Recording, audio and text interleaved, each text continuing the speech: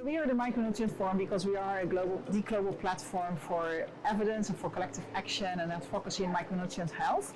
And we do go broader than just micronutrients in our work, but in the end of the day, the micronutrients are the core of what we do. And I think that goes further than just being experts in micronutrients. It also means that whatever we do in nutrition, we really have to make sure that micronutrients and micronutrient interventions are integrated. And what we see here at the conference as well is that there is this whole suite of micronutrient interventions that are very tangible and concrete and highly cost effective and ready to be scaled up. So we are talking about food fortification, but we're also talking about MMS, multiple micronutrient supplements for pregnant women, small quantity LNS to improve diets of young children, along with other essential nutrition interventions. These interventions have been really evidence behind them and are ready to be scaled up. So when we talk about the need to policymakers to invest more in nutrition, I think these interventions can be really the tip of the spear to help elevate nutrition further on the global agendas.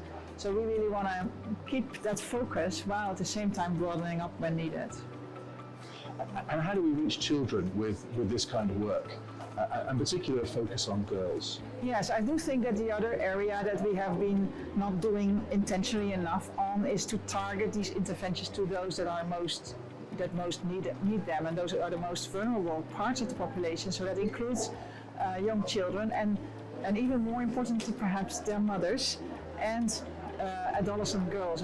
And I do think that we've seen now more and more the recognition that without addressing these issues of inequity in targeting and reach of these interventions, we will not be able to be successful to meet our goals. So I do think that along with this package of interventions that can also help to